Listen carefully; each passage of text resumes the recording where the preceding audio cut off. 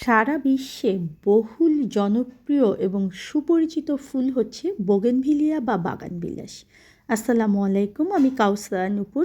আমার চ্যানেলে রান্নার সহজ সহজ ভিডিওগুলো আমি যেমন শেয়ার করি, তেমনি বাগান বিষয়ক অনেক খুঁটিনাটি বিষয়গুলো আমি আপনাদেরকে জানানোর চেষ্টা করি। আমার ছাদে বাগানবিলাসের অনেক রকমের আইডি রয়েছে, যে বাগানবিলাসের গাছগুলো আমি ছোট করে রেখেছি, যেগুলোকে মূলত বনসাই বলা হয়। আর বাগানবিলাস গাছগুলোকে বনসাই কিভাবে তৈরি করতে হবে সেটার প্রসেস আজকে আপনাদেরকে দেখাবো। ফার্স্ট বলি যে বাগানবিলাসের গাছ লাগাতে হলে প্রথম আমাদেরকে মাটি প্রস্তুত করতে হবে। আর মাটি কিভাবে প্রস্তুত করতে হবে সেটার ভিডিও আমার চ্যানেলে আমি শেয়ার করেছি, ডেসক্রিপশন বক্সে আপনারা সেটার লিঙ্ক পেয়ে যাবেন।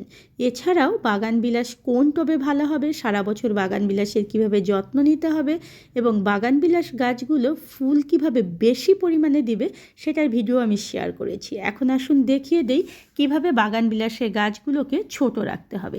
আমি একটা ফায়ার অপালের গাছ নিয়েছি, এটার আইডি হচ্ছে ফায়ার অপাল। আর যখন দেখবেন যে কোনো গাছে ফুল শেষ হয়ে যাবে যে ডালে, সেই ডালটাকে প্রুনিং করে দিতে হবে। প্রুনিং মানে কেটে দিতে হবে। আর প্রুনিং করে দেওয়ার পরে ওই ডালটা থেকে দেখবেন যে নতুন নতুন অনেক কুশি বের হবে। আর সেই কুশিগুলোর মাথাটাকে পিঞ্চিং করে দিতে হবে। পিঞ্চিং মানে হচ্ছে শুধুমাত্র মাথাটাকে ছিঁড়ে দিতে হবে।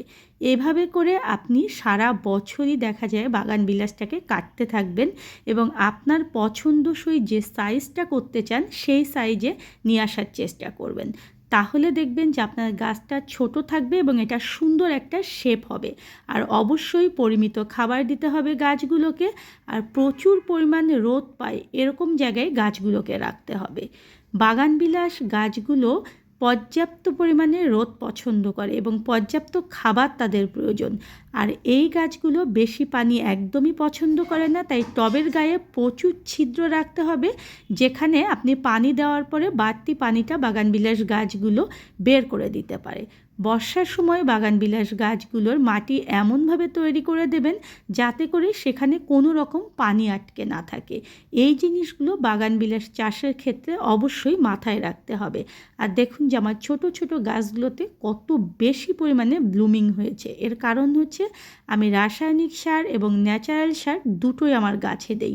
আর কিভাবে দিতে হবে সেটা কিন্তু আমি আমার ভিডিওতে শেয়ার করেছি, আরেকটা ভিডিও যেটা আমি লিংক ডেসক্রিপশন বক্সে আপনাদের জন্য দিয়ে দেব।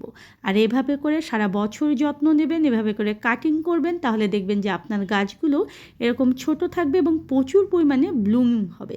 ধন্যবাদ সবাইকে আমার সঙ্গে থাকার জন্য। আর পরবর্তী ভিডিওর জন্য প্লিজ চ্যানেলটা সাবস্ক্রাইব করবেন এবং ভালো লাগার ভিডিওগুলো বেশি বেশি করে শেয়ার করবেন।